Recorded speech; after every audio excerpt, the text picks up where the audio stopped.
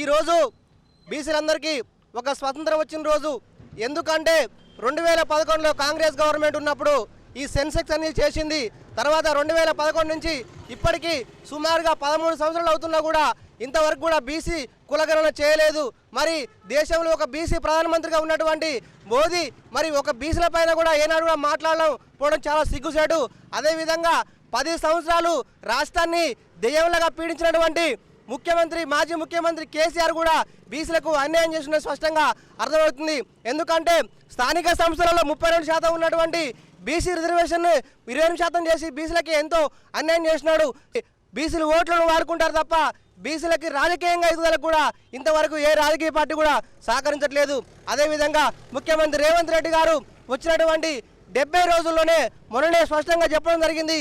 BC గురుకులాలు పెంచుతామని చెప్పి బీసీలకు ప్రాధాన్యత ఇస్తామని చెప్పి చెప్పిన మాట నిన్న అసెంబ్లీలో మరి ఏకపక్షంగా బీసీ కులగణన చేయాలని చెప్పి స్పష్టంగా బట్టి విక్రమార్క వారు ఆర్థిక శాఖ మంత్రి అదేవిధంగా ముఖ్యమంత్రి రేవంత్ రెడ్డి గారు మరి నిన్న తీర్మానం చేయడం ఎంతో బీసీ కులాలందరూ కూడా ఒక పండగ వాతావరణం. ఎందుకంటే చట్టసభలో బీసీలలో ఇంతవరకు కూడా మరి పోవడం లేదు. ఒక ఎస్సీ ఎస్టీ వాళ్ళు మరి రిజర్వేషన్ మీద ఈ రాష్ట్రంలో 12% ఉన్నటువంటి ఎస్టీలు అదేవిధంగా 18% ఉన్నటువంటి ఎస్సీలు వారు ఇరువురు కేటర్లలో వాళ్ళు అసెంబ్లీ స్థానాలకు వెళ్తున్నారు. కానీ మరి 119 ఉన్నటువంటి ఎమ్మెల్యేలలో బీసీ కులాల నుంచి కనీసం ఒక 30 మంది కూడా లేకపోవడం ఒక సిగ్గుచేటు. మరి రానున్నటువంటి పార్లమెంటులో కూడా బీసీ కులాలకు ముఖ్యమంత్రి రేవంత్ రెడ్డి గారు చాలా ప్రాధాన్యత ఇచ్చి తప్పకుండా ఒక 10 ఎంపీ సీట్లు ప్రకటిస్తారని చెప్పి మనస్ఫూర్తిగా కోరుకుంటూ ఈ యొక్క కార్యక్రమాన్ని ఉద్దేశించి జాతీయ బీసీ సంక్షేమ సంఘం కార్యదర్శి శాంతంరావు అన్నగారు మాట్లాడాల్సిందిగా కోరుతున్నాను. ఈరోజు బీసీ బంధువులందరూ కూడా శుభాకాంక్షలు, అభినందనలు. 70 ఏళ్ళుగా ఈ స్వతంత్ర భారతం లోపల బీసీలు కేవలం ఓటు బ్యాంక్ అనే ఉన్నటువంటి ఈ పరిస్థితి లోపల మరి ముఖ్యమంత్రి రేవంత్ రెడ్డి గారు వారు తీసుకున్న చొరవతోటి అదేవిధంగా ఉప ముఖ్యమంత్రి బట్టి విక్రమార్క గారు అదేవిధంగా బీసీ సంక్షేమ శాఖ మంత్రి పొన్నం ప్రభాకర్ గారు వీరంతా కలిసి వాళ్ళ బీసీ కులగణన చేస్తాము ఈ రాష్ట్రం లోపల అని చెప్పేసి ఒక చల్లటి మంచి వార్త చెప్పారు. ఎవరికైనా కొడదనంటే భయం, పెడదనంటే ఆశ. గత 10 సంవత్సరాల కాలం లోపల ఈ యొక్క బీఆర్ఎస్ పాలన లోపల బీసీలంతా భయంతో బతికినరు, అవమానంతో బతికినరు, చీతనింపులు చీత్కరాలు. ఇలా తెలంగాణ వస్తే మనకు అన్ని వసతులు సమకూరుతాయి, మన భవిష్యత్తు బంగారు భవిష్యత్తు అనుకున్నటువంటి బీసీలు అగమ్య గోచర పడ్డారు. అంటే వాస్తవంగా ఏంటంటే పెనం నుండి పొయ్యిలబడ్డట్టు అయిపోయింది. వాసేపటి సమైక్య ఆంధ్రప్రదేశ్లోనే కాస్త మనకు బీసీలు కొంచెం అంతో ఇంతో గౌరవం ఉండేది. ఇప్పుడు బీఆర్ఎస్ పాలన లోపల ఎన్నో ఇబ్బందులు పడినటువంటి ఇలా బీసీలకు ఇలా కాంగ్రెస్ పార్టీ పూర్తి న్యాయం చేసింది.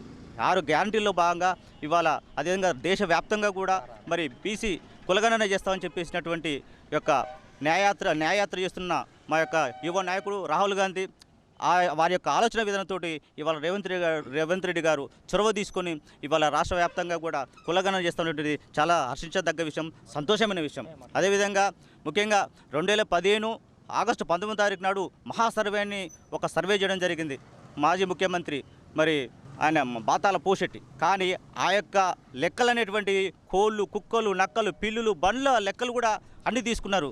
కానీ ఆ లెక్కలు కేవలం ఈ రాష్ట్రాన్ని దాచుకోవడానికి మాత్రమే వాళ్ళకు ఉపయోగపడాయి తప్ప ఈ రాష్ట్రంలో ఉన్నటువంటి ఎస్సీ కావచ్చు, ఎస్టీ కావచ్చు, బీసీ కావచ్చు, మైనార్టీ వర్గాలు ఎవరికి కూడా మరి ఉపయోగపడ్డ దాఖలాలు లేదు.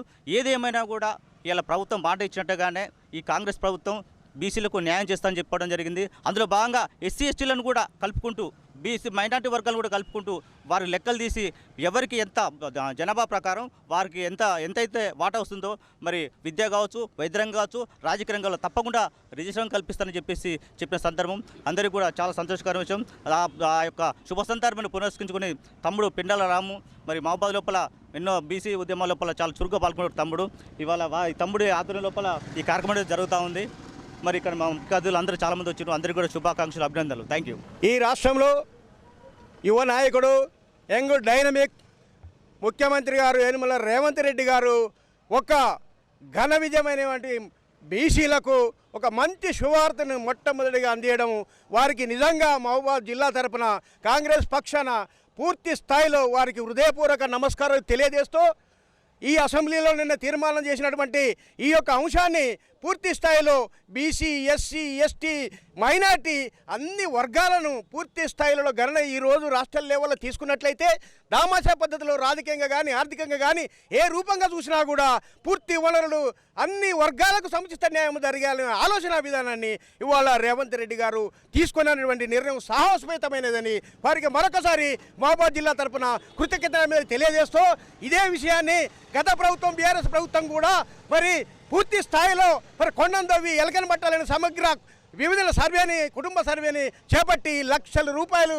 కోట్ల రూపాయలు వెచ్చింది తప్ప ఎలాంటి ఎవరికి ఉపయోగపడినటువంటి సమగ్ర నివేదిక తయారు చేసి అది బుట్టలో వేసింది తప్పితే ఈ రాష్ట్రం గతంలో గోల్డ్ తెలంగాణని ప్రజలను మభ్యపెట్టి తెలంగాణ రాష్ట్రాన్ని వమ్ము చేసి గోల్డ్ తెలంగాణపై బాస్ తెలంగాణగా మార్చి ఈరోజు ఏ డిపార్ట్మెంట్లు చూసినా పూర్తి అవినీతి కుంభకోణాల మరి పూర్తి స్థాయిలో బీఆర్ఎస్ ప్రభుత్వం కూరుకపోయింది. ఇవాళ ఆ ప్రభుత్వాన్ని ఇలా మన నూతనంగా మన ముఖ్యమంత్రి యంగ్ డైనమిక్ రేవంత్ రెడ్డి గారు చేపట్టిన తర్వాత ప్రతి డిపార్ట్మెంట్లో సర్వే చేస్తూ ప్రతి వ్యక్తికి న్యాయం జరగాలి, ప్రతి సామాజిక వ్యక్తి నుంచి పూర్తి స్థాయిలో అభివృద్ధి పదంలో నడవాలి. అలా నడవాలంటే ఈరోజు పూర్తి స్థాయిలో కుల గణన జరగాలి. ఆ జరిగిన దాని మీదనే మనం విశ్లేషణ చేయవచ్చు. దాని గుణంగానే రాష్ట్ర బడ్జెట్ను ఆమోదించవచ్చు అనే యొక్క సంకేతాన్ని ఇవాళ రాష్ట్ర ప్రజలకు ఎంతో సాకచక్యంగా ఆ మహానుభావుడు యంగ్ డైనమిక్ రేవంత్ రెడ్డి గారు తీసుకోవటం ఎందుకో బీసీలందరికీ రాష్ట్ర వ్యాప్తంగా ఆ చేతిరాఖ్యాలు వెచ్చిస్తున్నాయి. ఈ సందర్భంగా నేను గౌరవ ముఖ్యమంత్రి గారికి నేను ఒకటే విజ్ఞప్తి చేస్తున్నా, మీరు తీసుకున్న నిర్ణయం చాలా సాహసోపేతమైన నిర్ణయం. ఈ నిర్ణయానికి ఎలాంటి నీరు గార్చకుండా ఖచ్చితంగా దీని ఒక పిల్లర్ లాగా పూర్తి స్థాయిలో ప్రజలలో ప్రతి అధికారి పోయి పూర్తి స్థాయిలో గణన చేపట్టి ప్రతి వ్యక్తికి న్యాయం జరిగేలా మీరు తీసుకున్నటువంటి 6 గ్యారంటీలు పూర్తి స్థాయిలో అమలై ప్రజలకు సాహసోపేత నిర్ణయాన్ని పొందుపరిచే విధంగా మీరు నిర్ణయం తీసుకుంటే రాబోయే రోజుల్లో ఈ 5 ఏళ్ళు కాదు మనం ఇంకా పూర్తి స్థాయిలో 10 సంవత్సరాలైనా మన ప్రభుత్వాన్ని మనం గట్టికించగలుగుతాం. ప్రతి నాయకుడు, ప్రతి విద్యార్థి, ప్రతి నిరుద్యోగి, ప్రతి ఉద్యోగి పూర్తి స్థాయిలో కాంగ్రెస్ ప్రభుత్వానికి బాసలుగా ఇస్తున్నారు తప్పితే అలాంటి అవకాశాన్ని మనందరం చేతిపుచ్చుకొని రాబోయే రోజుల్లో రాష్ట్ర అభివృద్ధి కోసం మరి ఎంతో కంకణం బద్దులమై పూర్తి స్థాయిలో నివేదిక ప్రభుత్వానికి అందజేయవలసిన బాధ్యత మన మీద ఉందని ఈ సందర్భంగా గుర్తు చేస్తూ ఈ అవకాశం ఇచ్చినండి మరి పెండ్యాల రామదాస్ గారికి కృతజ్ఞతలు తెలియజేసుకుంటూ నేను సెలవు తీసుకుంటున్నా. జై తెలంగాణ, జై హింద్. కాంగ్రెస్ ముఖ్యమంత్రి బీసీలకు పెద్దపీట వేయటం మనకు సంతోషం. అదేవిధంగా మహిళలకు కూడా ఎన్నో అవకాశాలు, మంచి మంచి పథకాలు మహిళలకు మన ఇందిరమ్మ ప్రభుత్వం వస్తేనే మనకు కన్నతల్లి లాంటి కాంగ్రెస్ పార్టీలో మంచి జరుగుతుంది. అన్నయ్య ముఖ్యమంత్రి అయినాక మంచి మనసున్న మహారాజు ఇసారిచ్చి అందరికీ కులాలేంది మంచి పనులు చేసుకుంటూ మహిళలకైతే పెద్దపీట వేసిండు, బీసీలకు పెద్దపీట వేసిండు. అన్నయ్యకు నా యొక్క పాదాభి